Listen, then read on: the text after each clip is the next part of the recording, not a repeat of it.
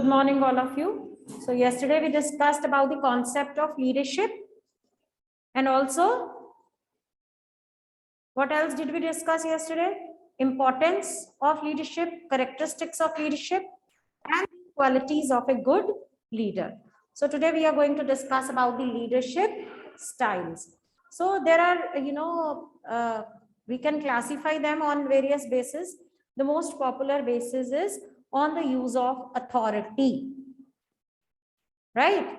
So depending upon the use of authority, there are three types of leadership styles: autocratic, democratic, and laissez-faire or free reign.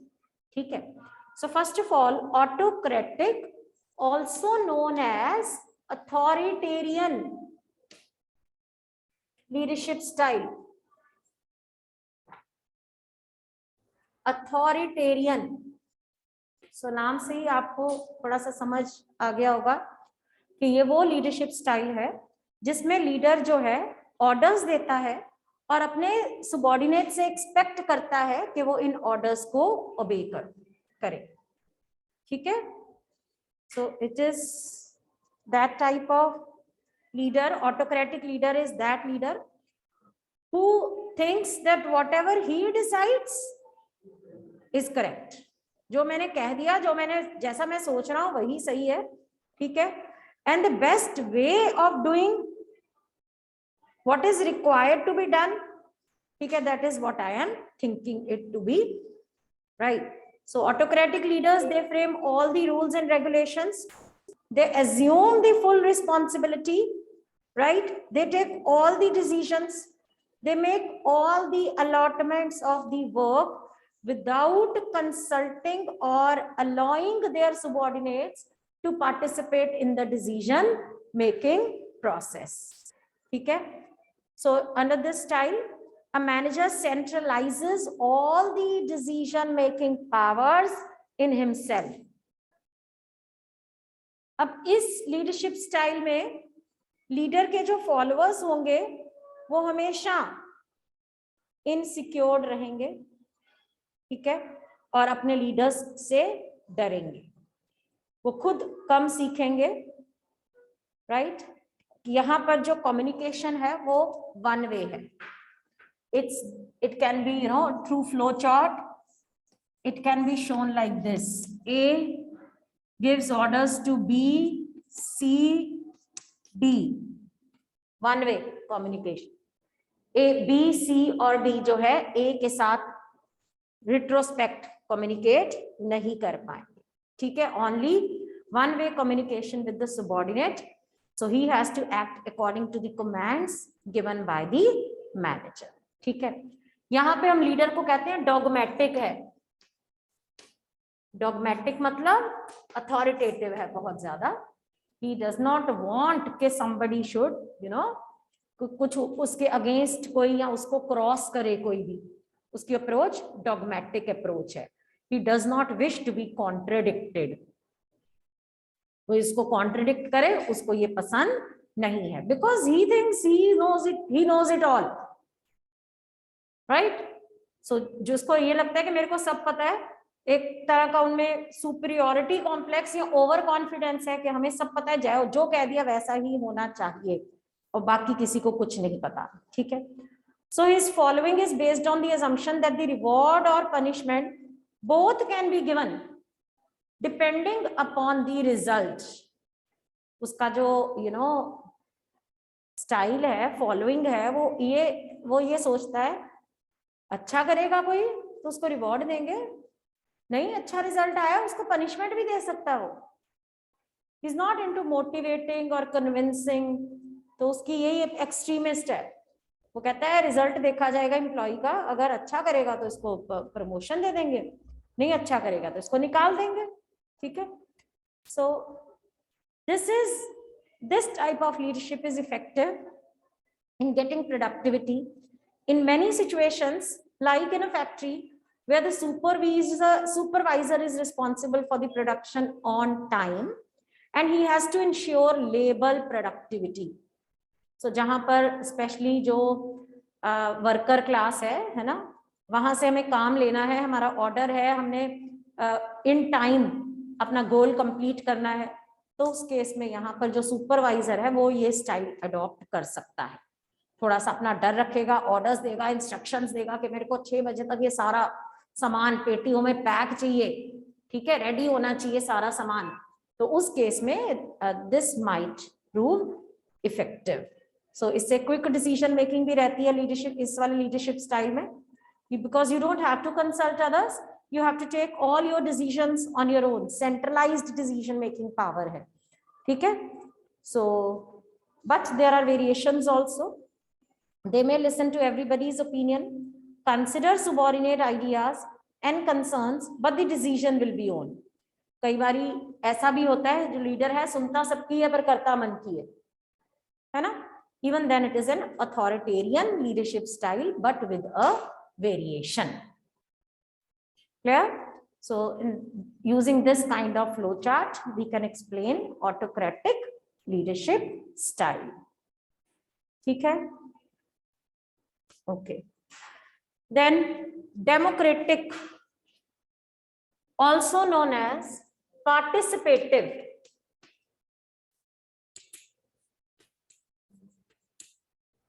leadership style. So democratic leadership style में क्या होता है बेटे, these are the ones who like to consult with their subordinates and they take into account their wishes and suggestions while taking decisions. जो democratic leader है वो सबके साथ, अपने सबऑर्डिनेट्स के साथ कंसल्ट करता है और उनको सुनने के बाद उनकी सजेशंस को कंसिडर करके ही डिसीजंस लेता है, ठीक है। सो there is two-way traffic of communication, as the subordinates are kept broadly informed of the conditions affecting them and their work, ठीक है, maximum participation is allowed of the subordinates, ठीक है। So democratic leader जो है वो अपने जो action plan बनाएगा या जो भी decisions लेगा, that will be done in consultation with the subordinates, so he will encourage them to participate in the decision making। so आजकल ये वाला type of leadership जो है common है, क्योंकि leaders they have recognized that people also perform best if they have set their own objectives। लोग जो हैं अगर हम उनको डरा के रखते हैं कि भाई ये काम करना है तो वो काम नहीं कर पाते हैं। बेटर वे उनसे काम लेने का ये है कि उनको खुद को रियलाइज कराओ कि ये आपका ऑब्जेक्टिव है, आपने इसको अचीव करना है। In this way they will be able to realise their target. So they also need to respect others opinion. Leader, आज का लीडर ये भी मानता है कि अगर हम दूसरे की रिस्पेक्ट करेंगे तो वो हमारी रिस्पेक्ट करेगा, है ना। सो वो सबऑर्डिनेट की डिसीजंस को रिस्पेक्ट करते हैं, उसके ओपिनियन को रिस्पेक्ट करते हैं और उनको सपोर्ट करते हैं अपनी ड्यूटीज को परफॉर्म करने में और to accomplish organizational objectives। So they exercise more control by using forces within the group, ठीक है। So let us see how to draw the flow chart। Here is the leader, ठीक है। These are the subordinates B, C, D, E। सो ये जो leader है ये इन सब में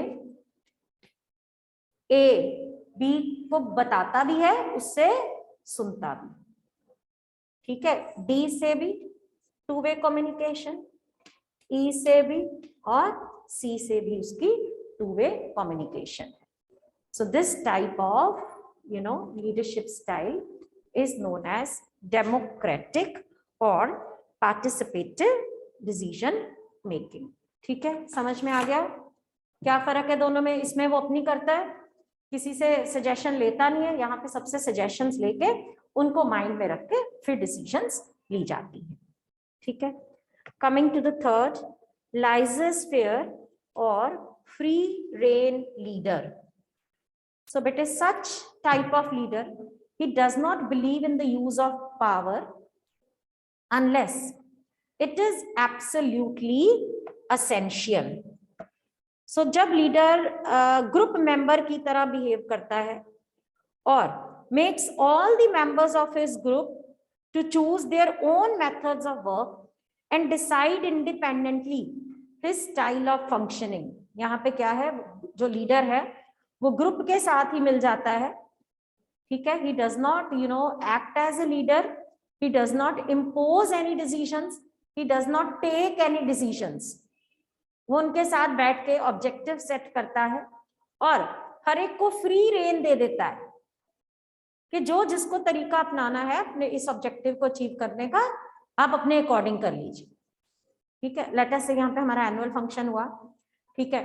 तो मैम ने बुलाया कि ये आइटम्स हैं, ठीक है, आप इसमें से कौन सी आइटम करा सकते हैं, 5 वो बना दिए इंचार्जेस, आप कौन सी करवा सकते हैं, हर एक ने अपनी अपनी आइटम चूज कर ली, ठीक है। And she said after 20 days I will be coming to see your rehearsal, what is going on. So कुछ नहीं बताया कि आपने कैसे करना है काम, है ना, फ्री रेन दे दी सबको, सब अपने अपने तरीके से कर रहे हैं, सबने अपने अपने तरीके से बच्चों को सिलेक्ट किया, सबने अपनी स्क्रिप्ट बनाई, किसी ने हिंदी में बनाई, किसी ने इंग्लिश में बनाई, डांस है तो किसी ने वेस्टर्न करवा दिया, किसी ने क्लासिकल करा दिया अपने अकॉर्डिंग, ठीक है। So this type of leadership is free rein. तो अनटिल एंड अनलेस जब उसको लगता नहीं है कि कि उसको इंटरफेयर करने की जरूरत है, तब तक वो इंटरफेयर नहीं करता है, ठीक है। यहाँ पर सबॉर्डिनेट के पास पूरी पूरी रिस्पॉन्सिबिलिटी अपने काम निभाने की।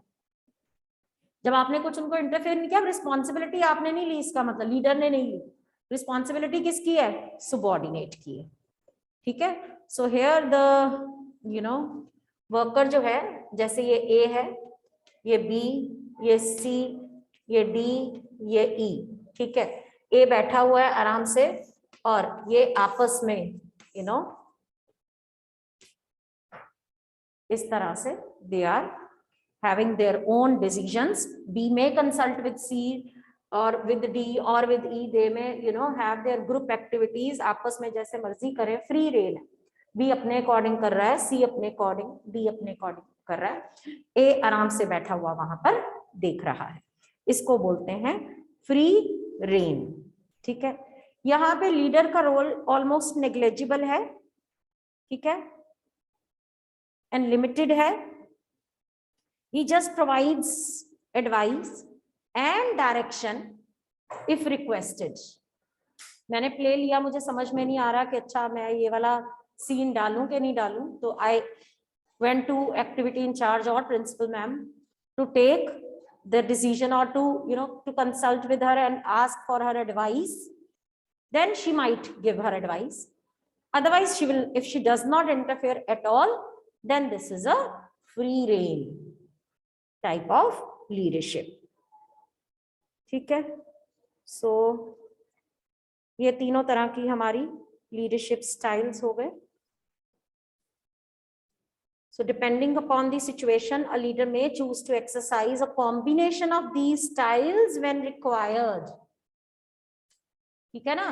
तो जब सपोज करो एकेडमिक में मैम ने ऑटोक्रेटिक वे रखा, सिलेबस कंप्लीशन में डेमोक्रेटिक रखा, और एक्टिविटीज परफॉर्म कराने में she might use free rein style of leadership. So depending upon the situation same leader may choose different styles of leadership. आजकल ऐसा नहीं है कि आप अथॉरिटेरियन हो तो आप हमेशा अथॉरिटेरियन ही रहोगे। If you are an authoritarian you have to realise this style of leadership will not sustain always. You have to be very very likable in order to be a leader. जो likable नहीं है ना वो अच्छा leader नहीं बन सकता। मोदी की आज इतनी पॉपुलैरिटी है, he is a likeable personality. वो 10 गलत काम भी कर देगा ना तो उसके फेवर में रहेंगे लोग, because the personality is such, है ना, लाइकेबल पर्सनैलिटी है। लेकिन अगर आप लाइकेबल पर्सनैलिटी नहीं हो तो फिर आपको फॉलोअर्स मतलब आज मैं कह रही हूँ मोदी ने एक अथॉरिटेरियन डिसीजन भी ले लिया, even then people will agree to it, है ना। लेकिन ये हमेशा एक स्टाइल नहीं चलेगा, हमेशा आप डॉगमेटिक अप्रोच नहीं रख सकते। So this was all about leadership styles. Motivation का मीनिंग वगैरह मैम ने आपको करवा दिया, ठीक है। मोटिवेशन मीन्स लोगों वर्कर्स को इंसाइट करना to work in a desired manner, ठीक है। Now let us discuss what are the various incentives. Incentives क्या होता है? Incentives are the measures which are used to motivate people to improve their performance। आपको अपनी performance को improve करने के लिए, एम्प्लॉइज की परफॉर्मेंस को इम्प्रूव करने के लिए कुछ हम मेजर्स अडॉप्ट करते हैं, उनको कहते हैं इंसेंटिव्स, ठीक है। सो इंसेंटिव्स जो है वो फाइनेंशियल भी हो सकते हैं, नॉन फाइनेंशियल भी हो सकते हैं। So we classify them into these two categories: financial incentives, non-financial incentives.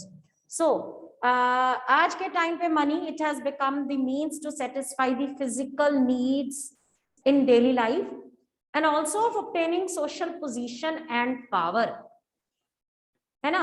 Money जो है ना सिर्फ हमारी नीड्स को सेटिस्फाई करती है, मनी से हमारी एक सोशल पोजीशन, पावर, जितना पैसा है हम उतने पावरफुल बनते हैं, हमारी उतनी सोसाइटी में पोजीशन जो है वो स्ट्रांग रहती है।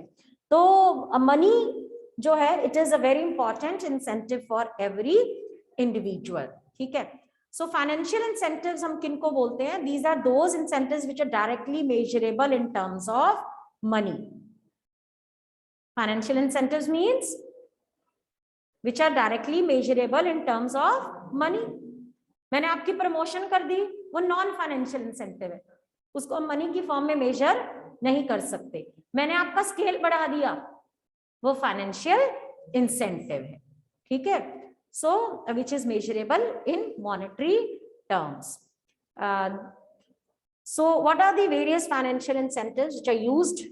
Number 1, pay and allowances. So of course for every employee, salary is the basic monetary incentive। Salary में क्या क्या आता है? You should know this। One is basic pay, ये सैलरी के कंपोनेंट्स है। बेसिक पे हमने किया भी हुआ है, ठीक है। Then dearness allowance and other allowances like house rent allowance, ठीक है। Then social security contribution by the employer। What is basic pay? देखो बेटे, बेसिक पे एक वो होती है जिसके ऊपर सारे अलाउंसेस मेजर किए जाते हैं। We can't keep on changing the, you know, अब देखो हर साल हमें सैलरी बढ़ानी पड़ती है, एम्प्लॉइज की बढ़ानी पड़ती है, महंगाई हो रही है, ठीक है, और भी बाकी सारे फैक्टर्स हमें उसकी बढ़ानी पड़ती है। अब हर साल अगर हम नया कमीशन बिठाएंगे जो पे आपकी डिसाइड करेगी, तो it's a lot of expenditure, right.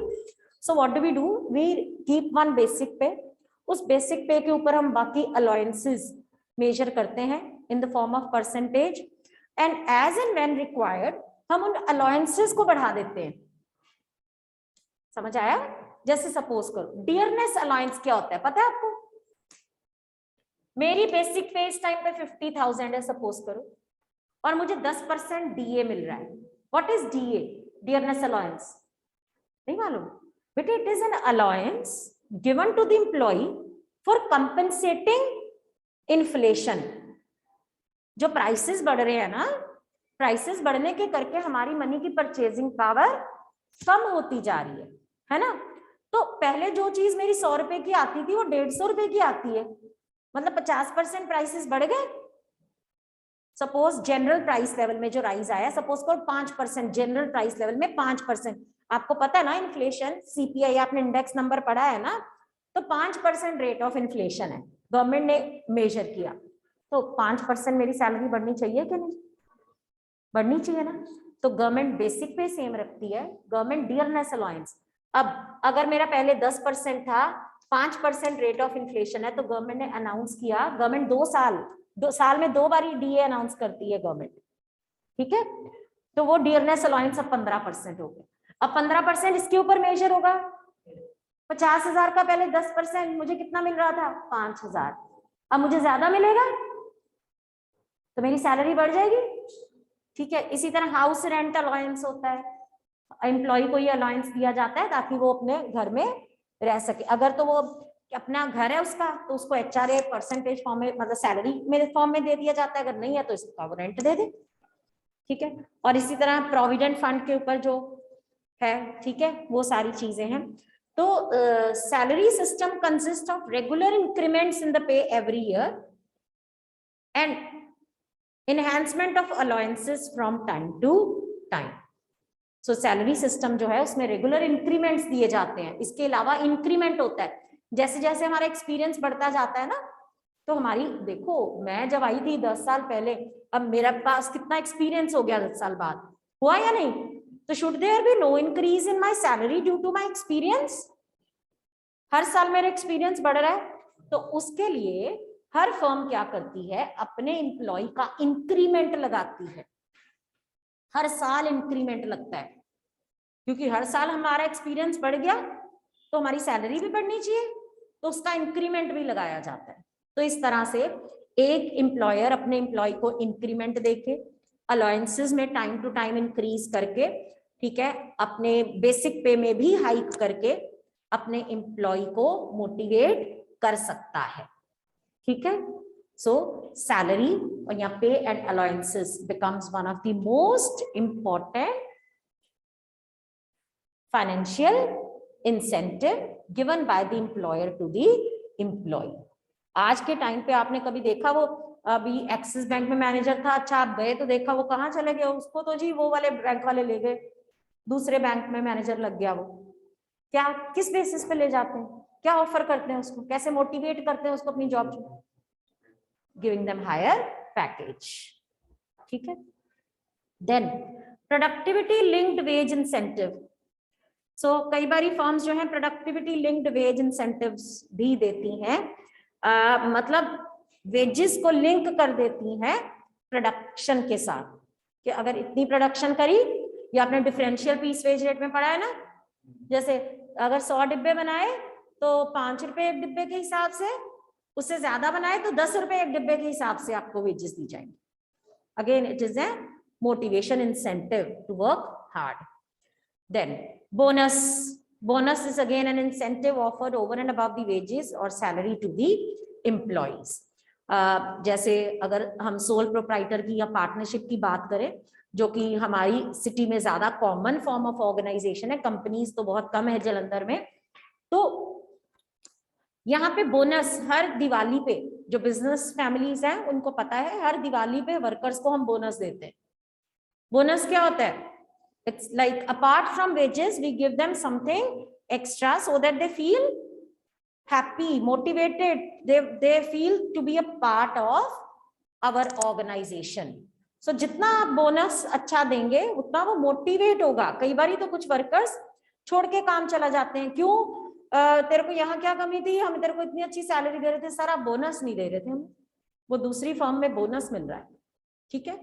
So this is the psychology, incentive है वर्कर को, ठीक है। Then profit sharing. तो प्रॉफिट शेयरिंग मतलब अपने प्रॉफिट का कुछ हिस्सा एम्प्लॉइज के साथ शेयर करना, उनको बोलना कि भी देखो इस साल तो ना बड़ा अच्छा प्रॉफिट गया, सब आपकी मेहनत है, आप लोग नहीं होते तो हम कहाँ से दे पाते हैं, कहाँ से इतना प्रॉफिट बना पाते। तो अपने प्रॉफिट का भी हम उनको थोड़ी ना, उनको किताबें थोड़ी ना आपने दिखानी है। चलो अगर बड़ी कंपनीज है वहां पे ट्रेड यूनियन देख भी लेते हैं, लेकिन जहाँ पे सोल प्रोप्राइटर है, अनस्किल्ड वर्कर है, आप क्या करो, उनके साथ अपने प्रॉफिट्स का कुछ हिस्सा डिस्ट्रीब्यूट कर दो। कुछ कंपनी राइट्स शेयर्स भी देती हैं। राइट्स शेयर्स क्या होते हैं? अपने एम्प्लॉइज को भी शेयर्स दे देती हैं कि उनको अपने ओनर, वो they become owner, share holder, employees को शेयर होल्डर बना लेती हैं। होता है ना, ऐसे पढ़ा हुआ ना आपने, ठीक है। सो ये profit, this is one of the incentives given to them. को पार्टनरशिप आ गया, वही को पार्टनरशिप या स्टॉक ऑप्शन। तो आपका एक वर्कर बहुत अच्छा है, आपके लिए बहुत ऑर्डर्स लेके आता है, आप उसको पार्टनरशिप ऑफर कर सकते हैं, और अगर आप कॉर्पोरेट में काम कर रहे हैं तो आप उसको शेयर्स अपने ऑफर कर सकते हैं, ठीक है। आई गेस उनको राइट्स इशू कहा जाता है, जो हम अपने शेयर, एग्जिस्टिंग शेयर होल्डर्स को नहीं, वो तो दिया जाता है। Okay, then retirement benefits. Firms में give retirement benefits like pension, provident fund, gratuity to their employees. So this acts as an incentive when they are in service in the organization. Then perks, perquisites. क्या होते हैं perquisites? Fringe benefits, non monetary benefits, ठीक है, जैसे कि car allowance दे दिया कि भाई तू अब तेरी पोस्ट हमने बढ़ा दी है तो अच्छा नहीं लगता तू एक्टिवा पे आता जाता है, ये तेरे कार ले, ये कार का अलाउंस है, आने जाने का खर्चा हम तेरे को देंगे। घर रहने को दे दिया, मेडिकल एड दे दी, education to children, free education to children, ठीक है। So over and above salary जब उनको ये इंसेंटिव्स दिए जाते हैं तो this help them, you know, this motivates the employees to work harder. These were some of the financial incentives. Apart from these, there are non-financial incentives. So, अब money से सारी needs fulfill नहीं होती, हो तो जाती है, physical needs fulfill होती हैं, लेकिन एक mental satisfaction कई बारी हमेशा monetary benefits से हमें नहीं मिलती. So let us say both the employees A and B, they are at same scale, ठीक है, A को promote कर दिया, बड़ी पोस्ट पे बिठा दिया, बी को नहीं प्रमोट किया, फिर उसको, इनको लगा, बॉस को लगा इसको गुस्सा लगेगा, उसका स्केल इसके जितना ही कर दिया, लेकिन वो उसके जो कंपनसेट नहीं कर पाएगा वो फाइनेंशियल इंसेंटिव्स उसके इस चीज को कि मैं इससे ज्यादा कैपेबल था और उसको पोस्ट मिल गई, मुझे नहीं मिली, वो इसको सेटिस्फाई नहीं कर पाएगा, ठीक है। तो जो साइकोलॉजिकल, सोशल और इमोशनल फैक्टर्स हैं वो भी बहुत इंपॉर्टेंट रोल प्ले करते हैं मोटिवेशन में। जो नॉन फाइनेंशियल इंसेंटिव्स हैं वो इनके ऊपर ही फोकस करते हैं, इन फैक्टर्स के ऊपर, इमोशनल, साइकोलॉजिकल फैक्टर्स के ऊपर फोकस करते हैं। So some of the non financial incentives, number 1, status. Status means ranking of positions in the organisation, ठीक है। So the authority, responsibility, rewards, recognition, दोबारा से मैं बोल रही हूँ, अथॉरिटी, आपने किसी को अथॉरिटी दे दी कि भाई आज से अपने ये जो एम्प्लॉइज है ना, जूनियर एम्प्लॉइज, इनकी लीव तू साइन करेगा, अथॉरिटी मिल गई। रिस्पॉन्सिबिलिटी, ये एक्सपोर्ट का ऑर्डर है, इसके कंसाइनमेंट भेजने की रिस्पॉन्सिबिलिटी तेरी है, ठीक है, you will feel happy of course. Then rewards, recognition, पहचान देना, एक लोगों को बता दिया ये हमारा जी बहुत पुराना एम्प्लॉई है, आपने इसी से आके सब कुछ पूछना है, ठीक है, एक रिकॉग्निशन मिल जानी। पर्क्स देने, प्रेस्टीज, ओके, चलो रेस्ट भी मिल